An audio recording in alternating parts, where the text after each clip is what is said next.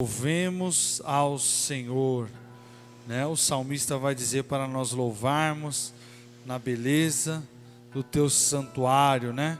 Salmo 150 vai para nós louvar, fala para nós louvarmos e diz que tudo quanto tem fôlego, louve ao Senhor, louvado seja Deus. E nós podemos ver, né? Os animais, eles estão ali cantando, né? Entoando um som, né? Os lobos na madrugada, uivando, um som sendo emitido. E até os animais aquáticos, nós podemos ver as baleias, os grandes peixes emitindo sons também. Tudo isso a Bíblia de Deus já falava antes mesmo do homem assim o descobrir. Amados, nós vamos dar continuidade à nossa série de ministrações sobre reconstrução para a glória de Deus.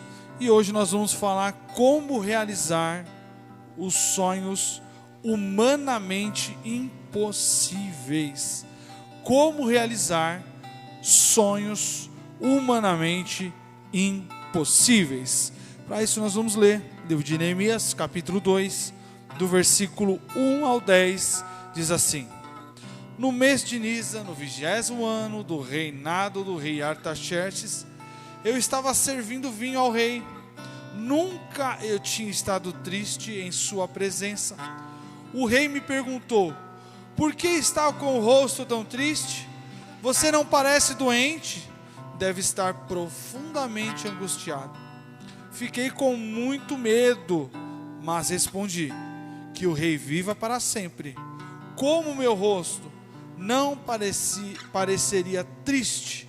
A cidade onde estão sepultados meus antepassados está em ruínas, e suas portas foram destruídas pelo fogo. O que você deseja que eu faça? Perguntou o rei. Depois de orar ao Deus dos céus, respondi: se lhe parece bem, se o rei for favorável a mim, seu servo, peço que me envie ajudar para reconstruir a cidade onde meus antepassados estão sepultados. O rei, com a rainha sentada do seu lado, perguntou: quanto tempo você ficará ausente? Quando voltará? Respondi ao rei quanto tempo ficaria ausente, e ele atendeu ao meu pedido. Disse também: se lhe parece bem, gostaria que o rei me desse carta para levar aos governantes da província a oeste do rio Eufrates, com instruções para que eles permitam que eu viaje em segurança por seus territórios até chegar a Judá. Peço ainda que o rei me dê uma carta para levar a Asaf, administrador da floresta real, com instruções para que me forneça madeira.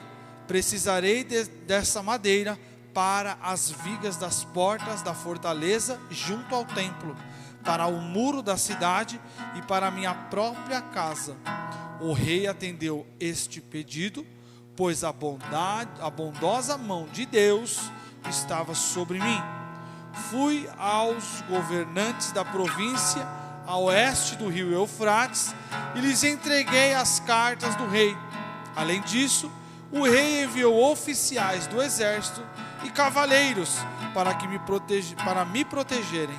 Mas quando Sambalate, o horonita, e Tobias, o oficial amonita, souberam de minha chegada, ficaram muito irritados, porque alguém veio prover o bem dos israelitas. Glória a Deus.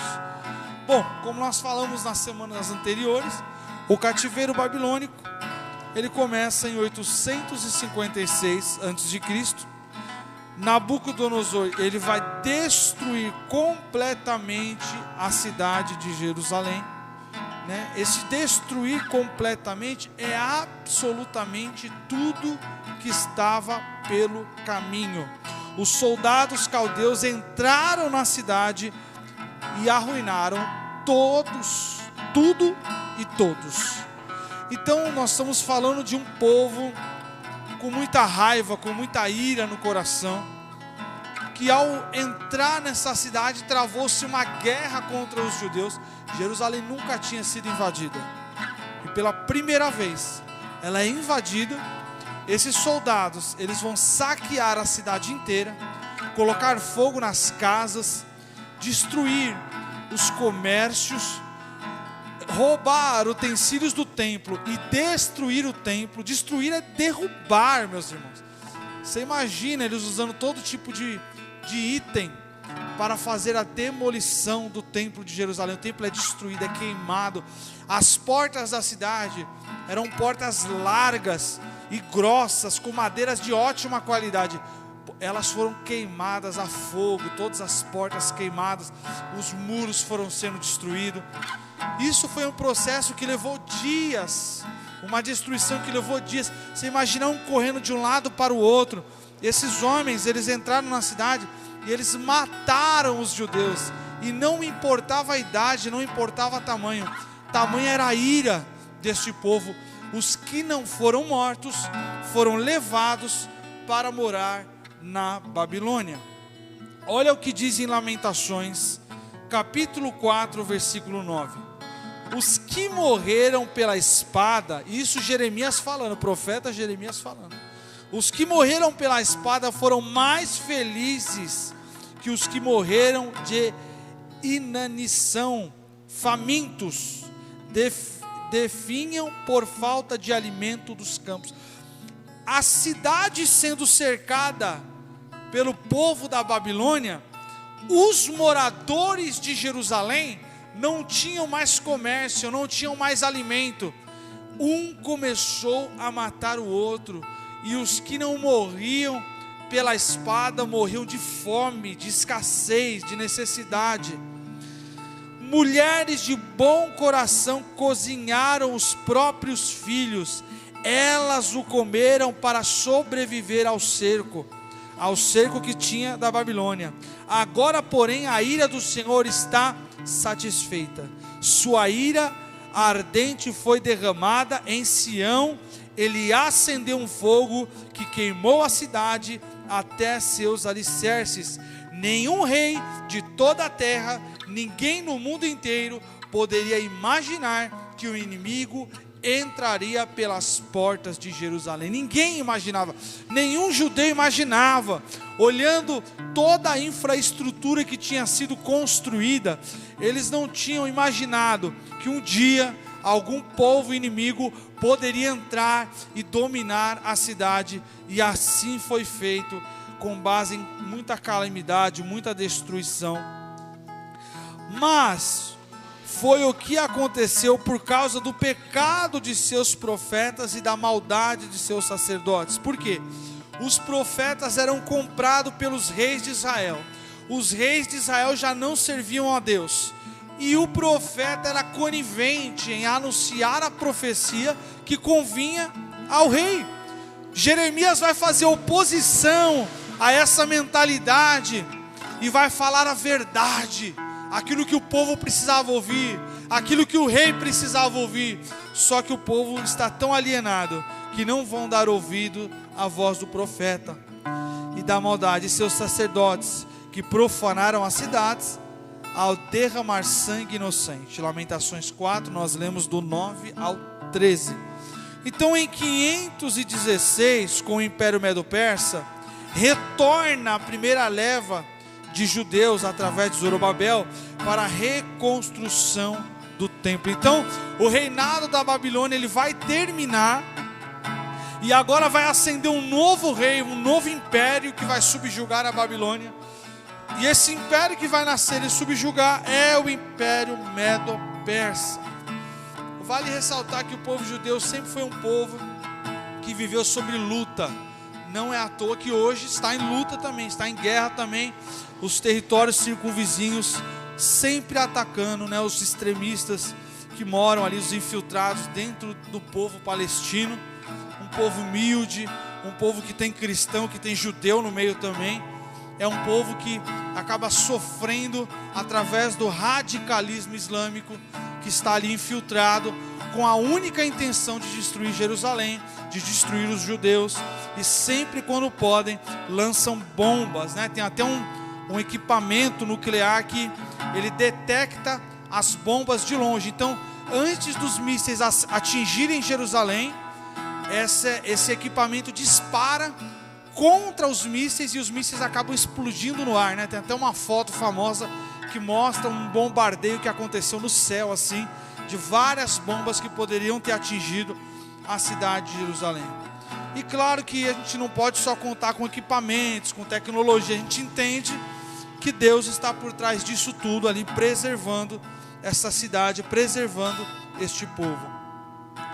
Na região de Jerusalém moravam os samaritanos. Então nós temos o pós-cativeiro babilônico. O cativeiro dura 70 anos, como profecia de Jeremias. Agora esse pós-cativeiro babilônico, em 516, a primeira leva que retorna através de Zorobabel para a reconstrução do templo. Só que circunvizinha a Jerusalém moravam os samaritanos. E quem eram os samaritanos? O povo misto. Povo misto, resultado do cativeiro do Reino do Norte de 722 a.C. com Sargão II da Assíria. Esse comandante traz povos estrangeiros para morar onde estavam as 10 tribos. Eles se tornam um povo híbrido, chamado de samaritanos. Então, o povo se misturou, o povo foi subjugado por outras nações e foi feita uma mistura deste povo e perderam as suas raízes. Bom, os samaritanos eram inimigos de Israel, não professaram mais a fé israelita, não acreditavam em todo o Velho Testamento, só no Pentateuco. E o Pentateuco é o quê? Os 5 primeiros livros da Bíblia, né? Não acreditavam mais na fé judaica em Deus, de acordo com os sacerdotes. E aí em Esdras capítulo 4, vai falar dos povos que fizeram oposição à reconstrução. Então, a circunvizinhança de Jerusalém, lá estavam esse povo misturado, os samaritanos, né? E tinham outros povos também que conviviam ali e também faziam oposição a Jerusalém, a Israel. E o livro de Esdras vai deixar claro que o povo samaritano vai chegar para Zorobabel na reconstrução do templo, querendo ajudar. E Zorobabel, com sabedoria, vai dizer: vocês não podem colocar a mão nesta obra.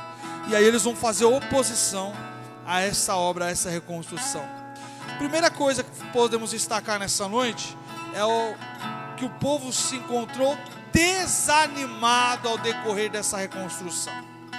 Lá em Esdras 4:4 vai dizer: então os habitantes da região tentaram desanimar e amedrontar o povo de Judá para que não continuassem a construção.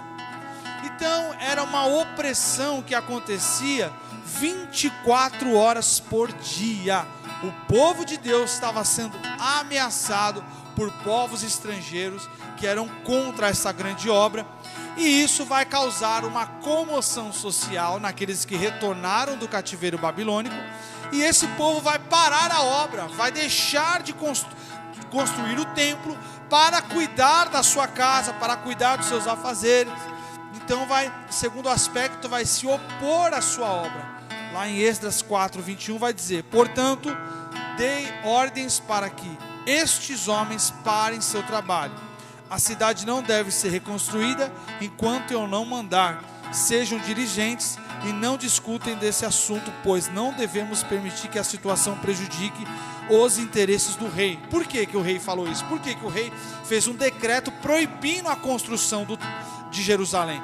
Porque os samaritanos, junto com os outros povos ali, começaram a intervir de forma governamental para que a cidade de Jerusalém, a obra fosse, vamos dizer nos dias de hoje, embargada, fosse paralisada a obra. E eles alegavam que na realidade os judeus tinham a intenção de reedificar Jerusalém para fazer oposição ao Império Medo-Persa. Então isso fez com que o rei tivesse que fazer um decreto, e aí o povo começa a cuidar de suas casas e param a obra, né? Deus levanta profetas como Ageu para animar o povo, né? Nós já pregamos aqui em Ageu um tempo atrás quando Ageu se levanta para falar assim: olha, vocês estão cuidando das suas casas, dos seus afazeres, e o templo do Senhor e a casa de Deus precisa ser edificada. E Ageu vai ser um instrumento para animar o povo a voltar a fazer as coisas de Deus. E o povo ali começa a ser animado. Neemias então fica sabendo da real situação da cidade. Então, Neemias, 1000 quilômetros de distância de Jerusalém, lá na fortaleza de Suzã, servindo o rei Artaxerxes, ele era copeiro do rei, ele experimentava os alimentos antes do rei poder comer, porque se tivesse algum veneno ali, o rei não seria atingido por tal veneno. Então, 1000 quilômetros de distância, no meio desse cenário, a obra sendo embargada, os samaritanos se intervindo para que a obra não continuasse, o desânimo do povo, o profeta Ageu sendo levantado para animar o povo, 1000 quilômetros de distância, lá estava Neemias, e ele recebe essa notícia. Ele recebe essa notícia da real situação em que estava a cidade. Bom, depois de 120 anos, em 52 dias, Neemias vai reerguer os muros. Eu vou repetir: em 120 anos, uma cidade só em escombros, o povo ali não conseguindo fazer nada. Neemias, em 52 dias, ele reconstrói os muros dessa cidade. Então nós temos aqui um homem visionário, um homem que tinha um alvo, que tinha um foco, e que ia fazer de tudo para que esse objetivo fosse alcançado. Então Neemias se coloca como a principal figura, o principal exemplo de liderança para nós seguirmos. Um bom líder é um líder que ele tem um foco, ele tem um alvo a seguir. Um bom líder é um líder que ele tem uma visão e ele compartilha dessa visão para que todos entrem na mesma missão que ele está. Então o líder não é um líder individualista. O líder é um líder que ele vai e ele faz. Ele não fica pensando, ele faz o que deve ser feito. Primeiro, ele faz a preparação necessária. Lá em Neemias capítulo 2, versículo 1, vai dizer: no mês de Nissa, no 20º ano do rei Artaxerxes, eu estava servindo vinho ao rei. Nunca eu tinha estado triste na sua presença. Em outras palavras, Neemias era uma bênção. Ele era alegre na presença do rei.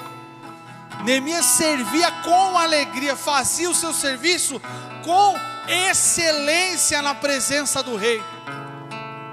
Era uma pessoa admirada. Você vai ver nas entrelinhas diz isso. Era uma pessoa admirada, digna. Era uma pessoa de honra, Neemias. Era um dia especial também. Nesse versículo vai falar que era um dia especial, porque a rainha estava sentada ao lado do rei. E a rainha, para se achegar na presença do rei, o rei tinha que estender o cetro. Se o rei não estendesse o cetro, ela poderia ser morta, porque ninguém se apresentava na presença do rei sem ele ordenar antes. Então, se a rainha já estava na presença do rei, se tratava de uma cerimônia especial, né? E aqui no começo desse vai dizer que no mês de Nisa, no 20º ano do rei Artaxerxes, estava lá Neemias servindo o rei. Ele já tinha recebido a notícia, ele já tinha chorado, ele já tinha jejuado, ele já tinha orado e se arrependido dos seus pecados. Ele já tinha conversado com Deus a respeito das notícias que ele recebeu sobre a real situação que se encontrava a cidade de Jerusalém. Então ele entra na presença do rei com seu semblante cabisbaixo, com seu semblante caído. Era uma pessoa alegre, era uma pessoa que servia com alegria, com ânimo, com entusiasmo, que fazia ali com gosto. Mas agora, quando ele entra na presença do rei, o semblante muda. É um semblante caído. É um semblante de alguém que está inconformado com as notícias que tinha acabado de ouvir. Tinha um embargo político na obra. Lembra que eu falei que houve um embargo na obra? O rei tinha feito um embargo na obra. A obra lá estava parada. E agora Neemias tem a oportunidade de conversar com a pessoa, a autoridade que tinha embargado a obra da reconstrução da cidade. E lá estava ele, na presença. Segundo aspecto importante a ser ressaltado, a abordagem necessária. Em Neemias 2:2 vai dizer: o rei me perguntou, por que está com o rosto tão triste? Você não parece doente, deve estar profundamente angustiado. E olha só o que eu sublinhei aqui: fiquei com muito medo. Neemias ficou com medo. O rei poderia mandar matá-lo ali, né? Você imagina, igual uma entrevista de emprego, você deve escolher bem as palavras para fazer uma boa apresentação. Você imagina Neemias com medo ali, o rei podendo mandar matá-lo, tirá-lo ali de sua presença. Ele vai ter o temor no sentido de: o que eu vou falar agora? Quais palavras que eu vou usar agora? Ele tinha que ser certeiro nas suas palavras. Ele podia olhar para o rei e falar assim: você embargou a obra do meu povo, da minha nação. Mas não, ele usa de sabedoria, ele faz uma abordagem necessária, né? Devemos ter uma boa abordagem, agir com sabedoria, ter uma boa estratégia linguística, usar bem as palavras para conseguir fazer externar aquilo que você quer dizer com objetivo, com clareza, sem oscilações em meio às suas falas, mas sendo bem certeiro naquilo que você quer dizer. Neemias foi esse líder certeiro. O terceiro aspecto importante é as intenções estratégicas. Neemias usou de intenções estratégicas. Olha só, Neemias 2:3. Mas respondi: que o rei viva para sempre. Como meu rosto não pareceria triste? A cidade onde estão sepultados meus antepassados está em ruína, e suas portas foram destruídas pelo fogo. O quarto vai dizer, né? O que você deseja que eu faça? Olha o rei perguntando: o que você quer que eu faça? Perguntou o rei. Depois de orar ao Deus dos céus. Amado, você acha que Neemias ele olhou assim para o rei e falou: rei, espera um pouquinho que eu vou lá orar. Espera um pouquinho que eu vou lá para dobrar o meu joelho e ver o que Deus fala. Não. Neemias fez aquela oração relâmpago em seus pensamentos para Deus abençoar naquele instante. Deus, me ajude agora. Sabe aquele momento que você precisa na hora? Deus, me dê as palavras agora. Me inspira agora, Espírito Santo, para eu fazer e falar a coisa certa. Olha só o que diz o 5. Respondi: se lhe parece bem e o rei for favorável a mim, seu servo, peço que me envie ajudar para reconstruir a cidade onde meus antepassados estão sepultados. Você percebeu uma coisa aqui importante? Ele não vai falar o nome da cidade de Jerusalém. Ele não vai citar o nome da cidade embargada. E por que ele não faz uso do nome da cidade? Justamente para não causar um conflito com o rei. Ele vai simplesmente chegar ao fato de Judá. Fala: preciso de Judá para reconstruir a cidade dos meus antepassados. Ali ele vai evocar os pensamentos do rei, as coisas que o rei fez, os decretos que o rei deu e que fizeram embargar aquela obra. Então ele pede para que o rei mude sua política sobre Jerusalém, indiretamente, sem confrontar, sem usar palavras diretas. Indiretamente Neemias vai dizer para o rei: por favor, reveja essa política de embargo sobre Jerusalém. Ele demonstra confiança para o rei. O rei vai falar para ele: o que você quer que eu te faça? Para o rei falar para ele: o que você quer que eu te faça, irmãos? Aí nós voltamos às características que eu citei sobre Neemias. Era um homem honrado, era um homem digno, era um homem íntegro, era um homem que tinha o respeito do próprio rei. Porque para o rei falar: o que queres que eu te faça, não era qualquer um, não. O rei não falava isso para qualquer um. Quarto aspecto é a estratégia para cumprir o propósito. E ali nós vamos ver no livro de Neemias, capítulo 2, versículos 6 a 8, vai dizer: o rei, com a rainha sentada ao seu lado, perguntou: quanto tempo você ficará ausente? quando voltará? Respondi ao rei: quanto tempo ficarei ausente? E ele atendeu ao meu pedido. Disse também: se lhe parece bem, gostaria que o rei me desse cartas para levar aos governantes da província a oeste do rio Eufrates, com instruções, para que ele me permita que eu viaje em segurança por seus territórios até chegar a Judá. Peço ainda que o rei me dê uma carta para levar a Asaf, administrador da fortaleza real, com instruções para que me forneça madeira. Precisarei desse material para as vigas das portas das fortalezas de Judá, ao templo, para o muro da cidade e para a minha própria casa. O rei atendeu a este pedido, pois a bondosa mão de Deus estava sobre mim, disse Neemias. Então ele se coloca para fazer a obra. E outro aspecto, Neemias precisava de recursos materiais. Olha a estratégia que Neemias vai adotar. Deus usou o rei para dar favor a Neemias, e agora Neemias vai aproveitar dessa ocasião, estrategicamente, pedindo cartas. Eram muitos territórios inimigos.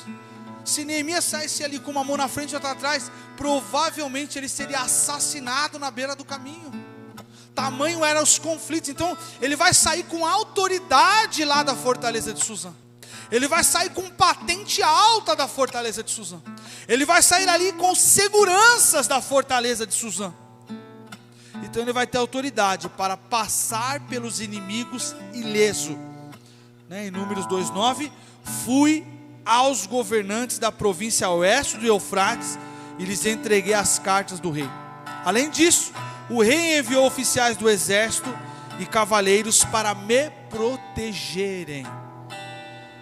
Ele chega com escolta real e credencial. Ele vai chegar perante os governadores com as cartas autorizadas, autografadas pelo próprio rei. Ele vai chegar ali com escoltas. Nós estamos falando de escoltas, soldados armados, carruagens de ferro, com armamento bélico.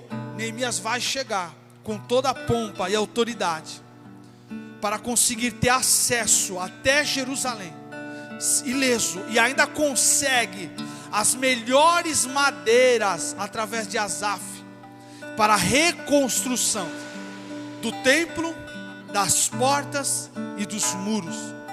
Isso é a visão de um líder. Isso é estratégia para cumprir o propósito. É saber onde você está, para onde você vai e quais recursos que você necessita para chegar a tal destino. Então conecte seus sonhos aos planos de Deus.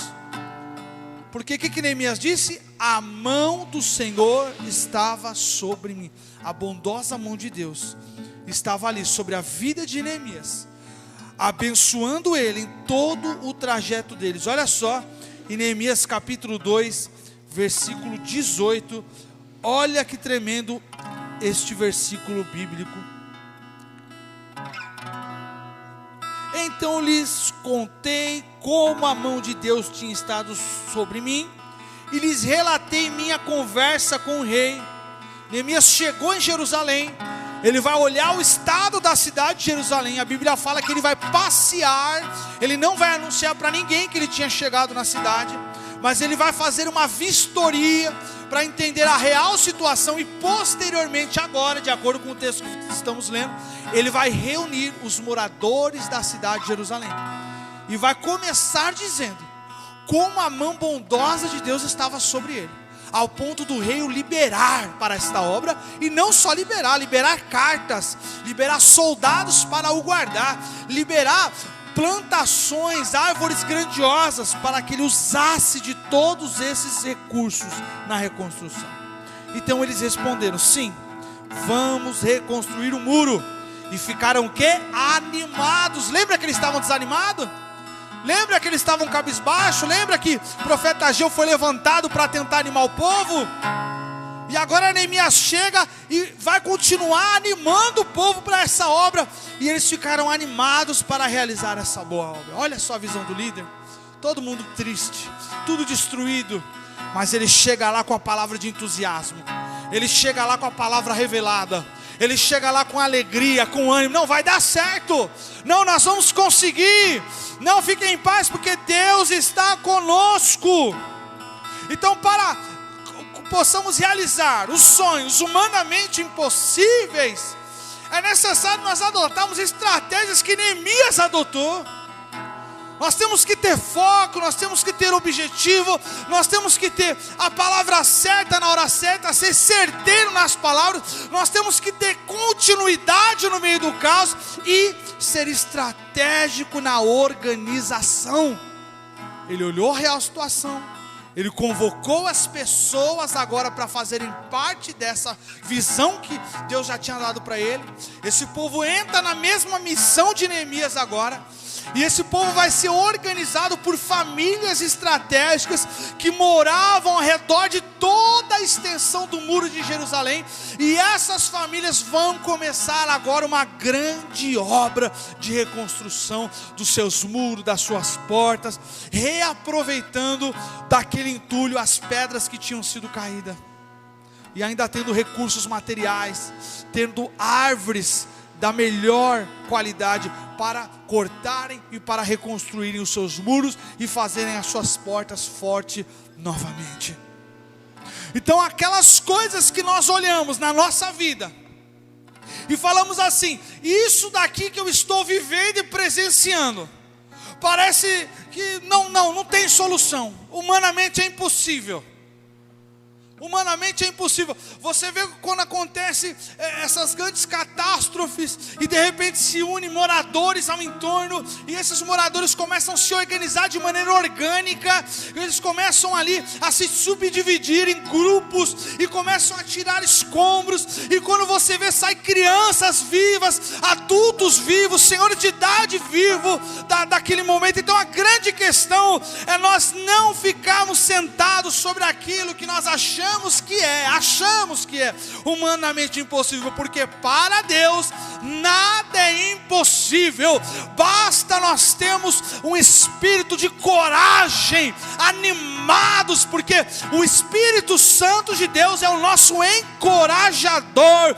O Espírito Santo de Deus é um espírito de ousadia, é um espírito que nos leva a termos convicção em meio ao caos que está perante os nossos olhos. Então, ao invés de ficarmos de braços cruzados dizendo não tem mais jeito, o convite de Deus para nós é: faça alguma coisa, mas faça e faça depressa.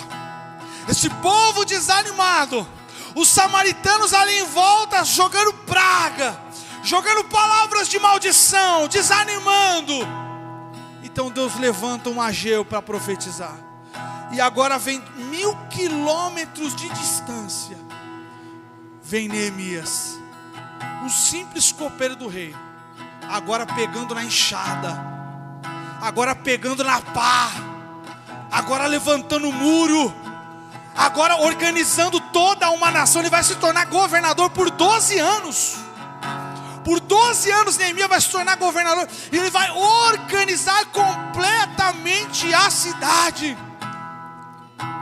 Então, aleluia, o chamado que tem para Neemias, ele é o chamado que ecoa para as nossas vidas, que somos imagem e semelhança de Deus. E se Deus nos chamou para esse evangelho, Ele nos chamou também para termos coragem a ponto de encarar os desafios que temos pela frente, encararmos de cabeça erguida e confiantes de que o Deus Todo-Poderoso, Ele fará de fato uma obra sobrenatural. Vai acontecer milagre, vai ter providência de Deus. Ah, mas tem samaritano falando que não vai dar certo. Não me interessa quem está fazendo oposição à visão que Deus me deu. Eu estou convicto no chamado, eu tenho certeza do Deus que me chamou. Ele me suprirá, Ele será comigo durante essa jornada. Por isso que Neemias falou: a mão forte do Senhor, a bondosa mão do Senhor está sobre mim. É convicção, meu irmão, é certeza, é estar ali certo de que o Deus Todo-Poderoso está olhando, está abençoando, está se encarregando de todas as coisas. e as portas foram abertas. Porque as portas que foram abertas estavam dentro do propósito de Deus sobre a vida de Neemias.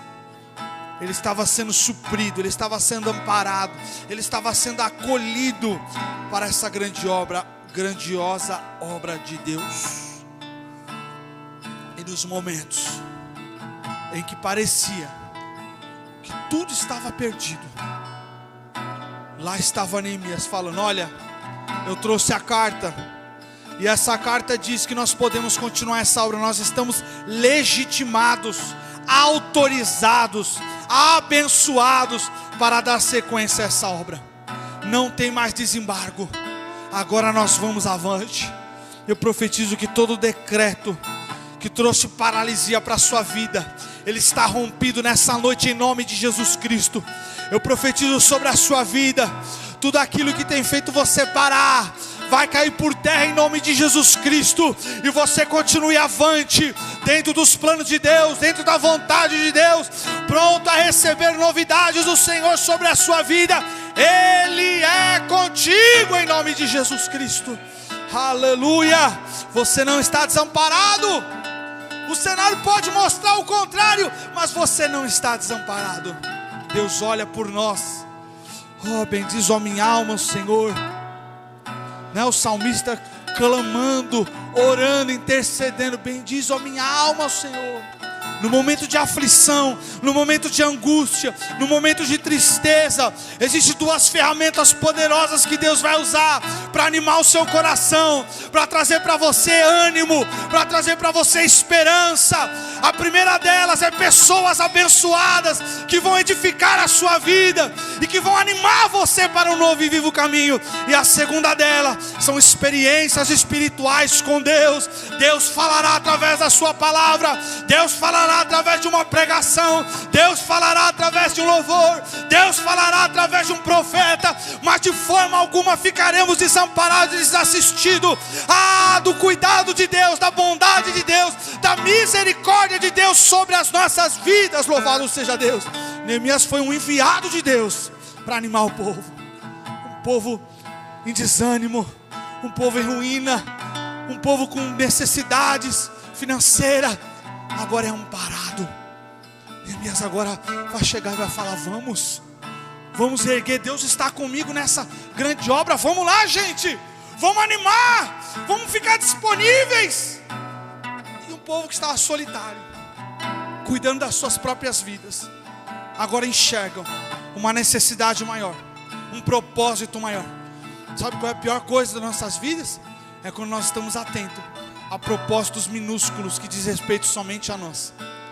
Deus te fez para você fazer coisas que vão impactar a sua vida e a vida dos que estão à sua volta. Deus te fez para que você possa cumprir missões poderosas em Cristo Jesus e que vão te conectar com o sentido da sua existência. Você vai olhar e vai falar: isso, eu nasci para isso, eu nasci para esse propósito. Pastor Aderson, qual é o propósito? Porque eu estou aqui. Você está aqui para ser canal de bênção na vida de outros. Você está aqui para ser instrumento de Deus na vida do necessitado, na vida daquele que está caído, na vida daquele que está na escuridão. Você está aqui para ser luz e sal. O sal dá o sabor, o sal dá a diferença, e a luz dá o caminho, a direção certa a ser seguida. Nós fomos criados para isso, e se não nos conectarmos a esse propósito supremo de Deus, então as coisas que fazemos, elas serão vãs, elas terminarão em si mesmo. Nós nos sentiremos esgotados, desanimados, desesperançosos. Por quê? Porque estamos dentro de um propósito limitante, dentro de um propósito que diz respeito tão somente a nós. Neemias estava trabalhando para o rei, Neemias estava dentro de uma fortaleza, dentro do bom e do melhor. Mas quando ele ouve aquelas palavras, ele sente o chamado maior. Ele sente a hora de sair da zona de conforto e começar a fazer coisas que vão abençoar outras pessoas. E ele deixou tanto a sua marca na história, que mais de 3.000 anos depois, estamos lendo esse mesmo texto. Mais de 3.000 anos depois, estamos lendo esse mesmo texto. Então, para realizar os sonhos humanamente impossíveis, eu tenho que estar à disposição de Deus. E para eu estar na disposição de Deus, eu tenho que sair da minha autodisposição. Às vezes estamos só disponíveis para nós e não para Deus. E Deus te convida, para de ficar tão atento com você e com seus afazeres. Para de ficar tão atento e aflito com os seus pensamentos. Se curve na minha presença e apresente as suas causas. Mostre suas aflições. Conte os seus segredos. Abra o seu coração. E eu entrarei e farei morada. Trarei luz no meio dessa escuridão. Os sonhos humanamente impossíveis, para Deus não. Para Deus tudo é possível. E sabe o que a Bíblia fala? Que tudo é possível ao que crê. Ao que crê. Crer é ter fé. E fé é o firme fundamento das coisas que eu não consigo ver, mas eu tenho convicção. Neemias tinha convicção? Tinha. Ele já tinha armado a estratégia toda. Ele já foi preparado para reconstruir o muro. Você acha que não poderia ter passado na cabeça dele? Mas Neemias, o muro é grande, só vai você. Mas ele foi convicto. Deus estava com ele. E Deus está conosco nessa noite. Sou Igreja de Deus.